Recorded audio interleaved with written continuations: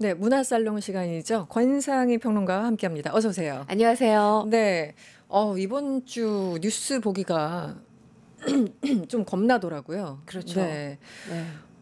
속보를 보고 우리나라에서 총기 사건이 발생했다고 이 첫 번째 그 느낌이었고, 네.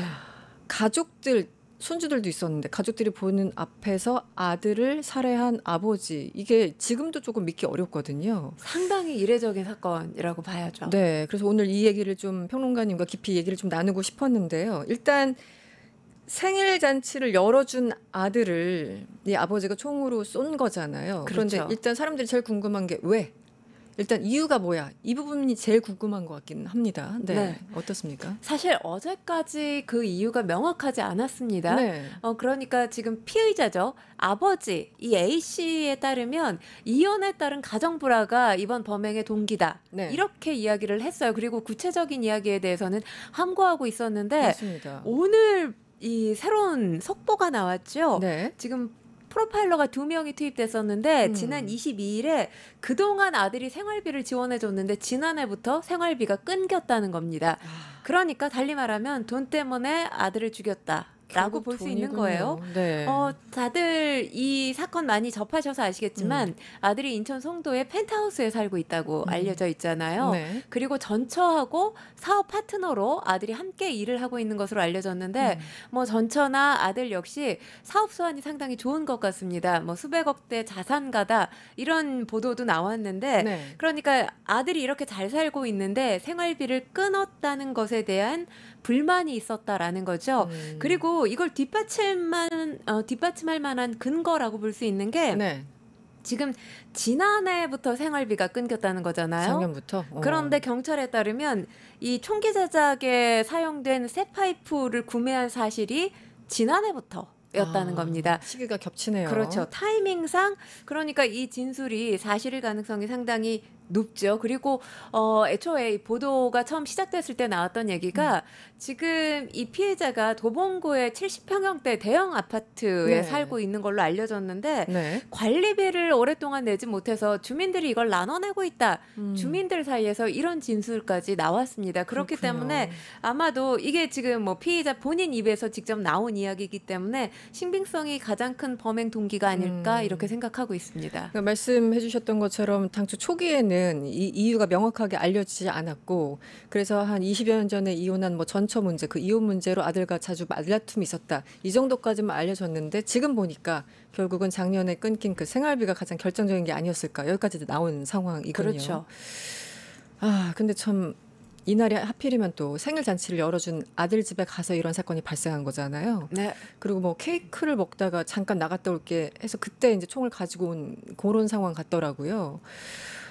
그런데 이것도 충격적인데 그 자리에 가족 있었고, 그러니까 며느리 있었고, 네. 손주 있었고, 또 지인도 있었다고 하는데 네. 당시 상황을 좀 설명해 주시면 어떨까요? 일단 생일 파티를 열고 있었고 그때 피해자 포함해서 6명이 있었다라는 겁니다. 아들과 며느리 그리고 손주 2명 그리고 지인 1명은 며느리의 지인인 것으로 알려졌어요. 그래요? 네. 이렇게 피해자까지 포함해서 6명이 있었는데 네. 생일 파티가 마무리될 무렵에 이제 케이크를 먹고 있는 와중에 편의점에 잠시 다녀오겠다. 피해자가 이러면서 자리를 뜬 거예요. 네. 그리고 준비해뒀던 총기를 가지고 올라와서 아들에게 2발을 발사했다라는 겁니다. 아들이 이 총을 맞고 의식을 잃은 것이고요. 그리고 나머지 1발은 문에 쐈다라고 하는데 지금 지인에게도 총을 겨눴다라고 합니다. 네. 방아쇠를 당겼는데 불발됐다라는 게 지금 유족이 낸 입장문입니다. 유족이 낸 입장문. 네, 그렇습니다. 그리고 아이들을 피신시키고 숨어있던 며느리가 잠시 피해자를 구조하기 위해서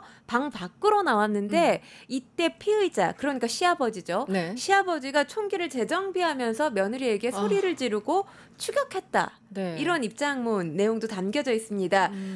아이들이 방 안에 숨어 있었기 때문에 네. 이 아이들 숨어 있는 방문을 며느리가 잠궜다고 해요. 그런데 여러 차례 피의자가 문을 열려고 시도하면서 나오라고 위협했다라는 게 지금 유족 측 입장문의 내용입니다. 그러니까 뭐 이 내용 요약을 해보면 네. 피해자가 그 자리에 있었던 모두를 대상으로 무차별적인 범죄를 계획했다라는 거고요. 총기 문제 때문에 미수에 그쳤다라는 게 유족이 낸 입장입니다. 네.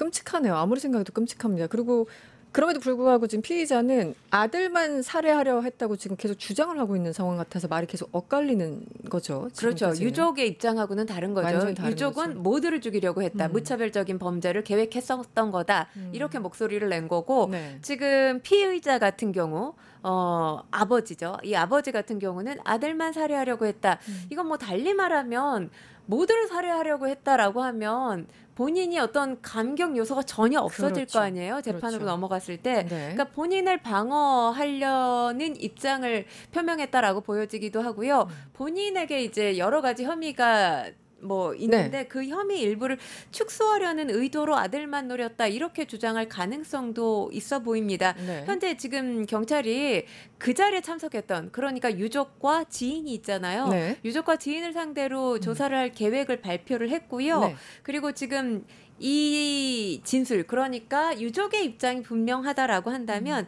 살인 미수나 살인 예비 혐의가 더 적용될 가능성이 있습니다. 그렇죠. 그리고 또 한 가지는 지금 이와 관련해서 이 범죄 심리 전문가가 의견을 낸 걸 보면 네. 일견 타당하다라는 생각이 드는데 원래 이제 지금 피의자가 네. 그러니까 아버지가 아들만 놓고 공격을 했을 가능성 이거 배제할 수가 없는데 살인을 저지른 다음에 살인에 대한 감정적 여운이 남아 있을 수 있다는 거죠.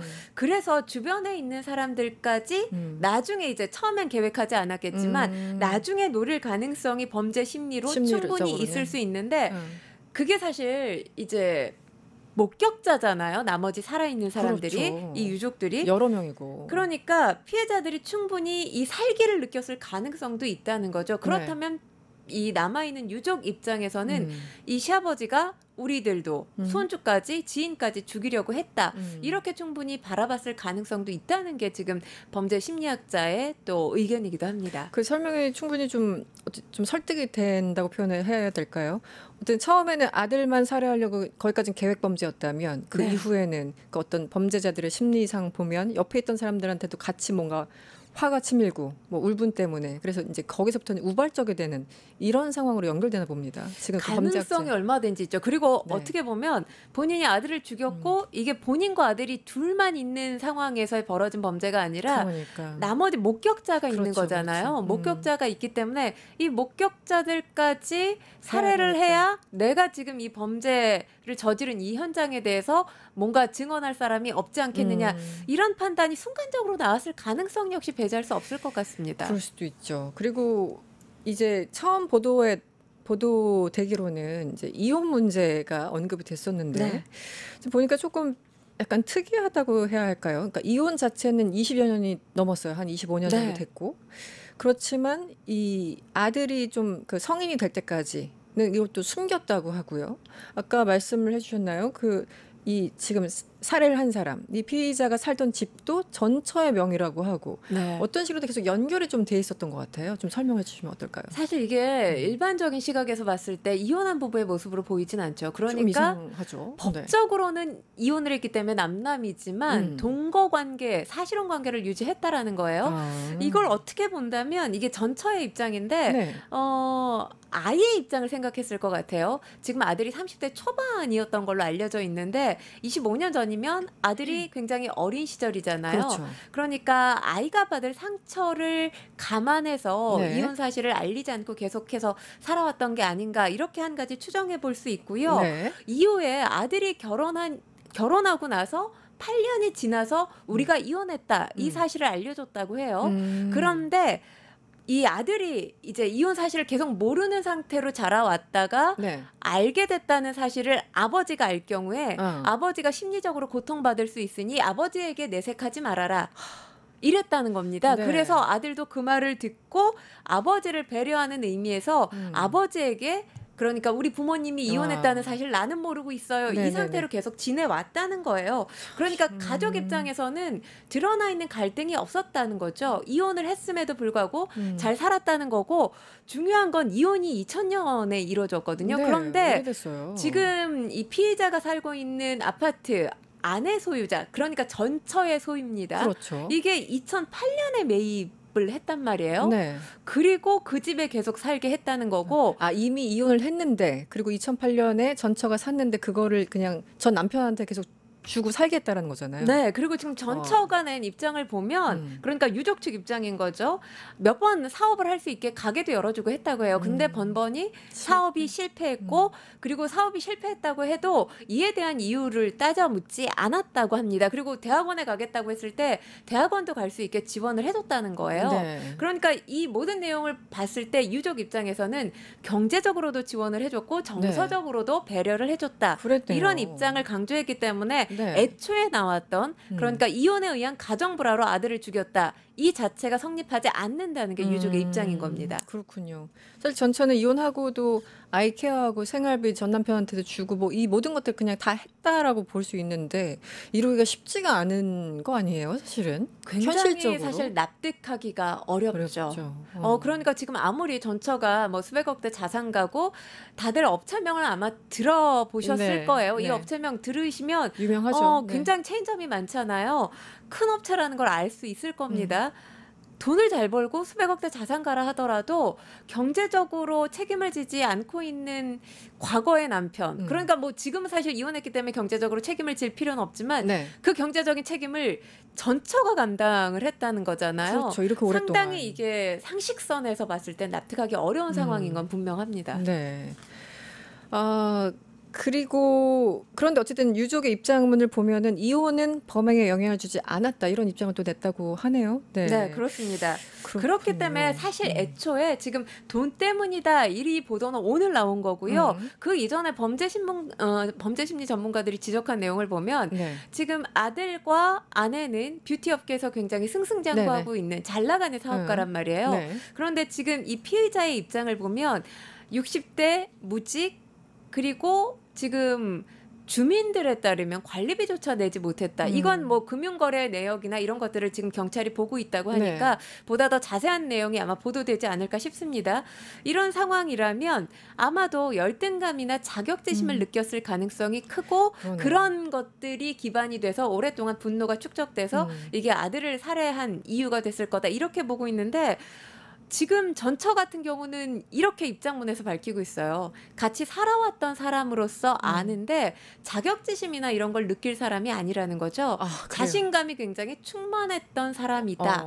라고 이야기를 하고 있습니다. 그냥 지금까지 보면은 뭔가 열등감, 피해의식 이런 것 같은데 또 아니라는 증언들도 나오고 있고 이게 참 그런데 심리가. 지금 이 부분에 대해서는 전처가 바라본 피의자와 그렇죠. 피의자 자신이 느끼고 있는 피의자의 모습은 다르지 않을까, 괴리감이 있지 않을까라는 생각이 들어요. 지금 이웃들 진술을 보면 이웃과 왕래가 없었다라고 이야기를 하고 그래요. 있거든요. 그러니까 어찌 보면 여러 가지 심리적으로 고립된 상태였을 가능성도 배제할 수가 없습니다. 그렇기 때문에 헤어져서 지금 사업에 몰두하고 있는 전 아내가 바라본 시각과 지금 이 범행 당사자 피의자가 느끼고 있는 본인은 좀 차이가 있을 가능성도 있어 보인다라는 말씀도 덧붙여서 드리겠습니다. 네. 또 하나 우려되는 거는 이 폭발물을 실제 유튜브 등을 보고 제작을 했다는 거잖아요. 그리고 그렇죠. 뭐 서울 집에 갔더니 뭐 폭발물이 뭐 시계를 맞춰놓고 설치돼 있었다. 정말 무시무시한 미국 영화에서 나온 듯한 얘기들이 있었는데 이 모방 범죄 상당히 우려스럽지 않습니까? 가장 걱정되는 게 사제총기 제작 누구나 가능하다는 거예요. 그러니까요. 그리고 유튜브에 이 관련해서 검색을 하면 관련 영상들이 쏟아집니다. 그렇기 때문에 이 정보가 쉽게 범죄에 노출될 가능성이 있는 거죠. 뭐 일단 총포화약법을 말씀을 드리면 총기나 폭발물의 제작 방법, 설계도 등을 인터넷에 게시하거나 유포하는 행위 금지하고 있습니다. 위반했을 경우에 3년 이하의 징역 또는 700만 원 이하의 벌금형에 처해집니다. 근데 일단은 사실 유튜브에 이런 영상들이 게시돼 있다 하더라도 이게 우리나라 영상이라 해도 사실 이 관련해서 운영자를 찾아내기가 얼굴을 드러내지 않고 만든다면 쉽지 않고 대부분의 경우가 이제 해외 이 컨텐츠들이 많다는 거죠. 근데 중요한 건 해외 컨텐츠라 하더라도 뭐 번역기 돌려서 얼마든지 이게 해석이 가능하잖아요. 그렇기 때문에 국내 처벌 규정을 일단 현실에 적용하기가 굉장히 어렵다. 있다라는 겁니다. 그렇기 때문에 이 해외 사업자에 대한 규제 강화할 수 있는 이 플랫폼 규제안을 만들어야 된다. 이런 목소리들 나오고 있고요. 그리고 지금 경찰이 실시간으로 유튜브에 이런 영상들이 올라온다 하더라도 걸러내기가 현실적으로 어렵다는 거예요. 전 그렇군요. 세계적으로 올라오기 때문에. 너무 많기 때문에. 그래서 AI를 활용할 계획이다 이렇게 밝혔는데요. 일단 AI를 활용한 자동화 시스템 구축이 좀 빨리 이루어져야 된다라는 그러게요. 생각이 들고요. 네. 말씀드렸지만 청포화약법 굉장히 이게 큰 범죄로 악용될 소지가 있지만 네. 사실 범죄에 비해서 지금 관련 처벌 수준은 낮지 않나 이런 네. 생각이 듭니다. 이것도 대폭 상향해야 될 필요가 있고요. 네. 지금 피해자가 이 사제총기 만들기 위해서 새 파이프 그리고 뭐 쇠구슬이 쇠구슬 들어있는 같은. 산탄을 또 이용하고 구입했다라는 거잖아요. 네. 이 관련 도구를 자주 구입하는 것, 요즘에는 온라인을 통해서도 이런 것들 구입이 가능하기 때문에 이 자주 구입하는 경우 명단을 좀 확보해서 감시 대상으로 좀 바라봐야 되지 않나 이런 생각도 듭니다. 그러네요. 뭔가 좀 대량 구매를 한다던가 지속적으로 구매한다던가 이런 부분들. 제가 시간 때문에 마지막 좀 질문을 해야 될 것 같은데요. 이것도 좀 놀랐습니다. 일단 112 신고를 했는데 7분도 아니고 17분도 아니고 한 70여 분 만에 경찰이 왔다고요? 네, 그렇습니다. 너무 늦은 거 아니에요? 그러니까 골든타임 놓칠 수밖에 없는 거죠. 그러니까요. 병원으로 이 사망한 아들이 이송된 게 신고하고 90여 분 만입니다. 그러니까 병원 이송 직후에 심정지 판정, 사망 판정 받은 거죠. 네. 그런데 경찰은 지금 신중한 판단 때문이었다라는 거예요. 어떤 거죠? 112 신고 당시, 그러니까 며느리가 신고한 걸로 알려졌잖아요. 피해자 가족이 지금 피의자 시아버지와 함께 있다, 아이들과 방에 숨어 있고 문을 잠갔다. 그렇기 때문에 그러니까 피의자죠. 시아버지가 총기를 든 채로 자택에 남아있을 가능성이 있어서 빨리 경찰이 들이닥치게 되면 나머지 가족들, 지인, 피해를 입을 가능성이 있다라고 판단을 했기 때문에 신중하게 접근할 수밖에 없었다라는 거죠. 그런데 사실 평소에 경찰 특공대가 지금 투입이 된 거예요. 네. 경찰 특공대 하면 총기 부장 가장한 뭐 대테러라든지 인질 구출 현장 관련해서 상시 훈련을 하고 있는 걸로 알려졌잖아요. 거기에 특화되신 분들이죠. 그렇기 때문에 진입을 너무 늦게 한 거 아니냐 이런 비판 직면할 수밖에 없어 보입니다. 특히나 이번 사건이 총기 사건이잖아요. 그러니까요. 그렇다면 이렇게 긴급하고 위급한 상황에서 신속한 대응을 했어야 피해자가 사망하지 않을 가능성이 높아지는 건데 초기 대응을 좀 제대로 하지 못했다라는 비난 어떻게 보면 피할 수 없어 보입니다. 아니 좀 설명이 저는 납득이 안 되는데요. 이게 총기 소지를 해서 신중하게 접근하는 건 맞죠. 네, 모든 어떤 그 리스크를 좀 회피하기 위해서. 그럼에도 불구하고 총을 갖고 있으면 그 옆에 아직 남아있는 가족들이 사망할 위험이 훨씬 더 커진 거잖아요. 그러면 그렇죠. 빨리 들어가야 되는 건데 약간 좀 반대의 논리로 설명하고 있는 게 아닌가 싶어요. 지금 경찰의 판단은 그러니까 그 가족들이 총기에 의해서 사망할 가능성을 줄였다라는 건데 이건 이제 인질이 될 가능성이 있다라는 거죠. 그 가능성까지 배제할 수 없었기 때문에 뭐 신중한 판단 거듭해서 이렇게 지금 초기 대응이 늦어질 수밖에 없었다 이렇게 보고 있는데 이게 사실 국민들을 설득하기엔 조금 부족하지 않나 이런 생각이 듭니다. 왜냐면 그 아들이 조금 일찍 갔으면 살 수도 있지 않았을까라는 생각을 누구나 한 번쯤은 해보게 되니까 뭐 경찰도 이제 열심히 그 상황의 판단을 했겠지만 좀 아쉬운 부분이 분명히 있어 보입니다. 네, 오늘 이 소식이 너무 충격적이어가지고 이 한 가지 이슈로만 평론가님께 질문을 좀 드려봤습니다. 문화살롱이었고요. 권상희 문화평론가와 함께했습니다. 오늘 고맙습니다. 고맙습니다. 유튜브 구독하고 실시간 채팅과 댓글을 남기시면 매일매일 7천 TTCO를 드립니다. 참여 방법은 통통물 어플을 다운로드하고 회원가입과 로그인을 해주세요. 마이페이지에서 나의 회원 고유 번호를 복사해주세요. 유튜브 구독 후 실시간 채팅이나 댓글창에 고유 번호를 한 번만 입력하면 준비 끝! 지금 유튜브 채팅과 댓글 쓰기 참여하고 실천 TTCO 받아가세요.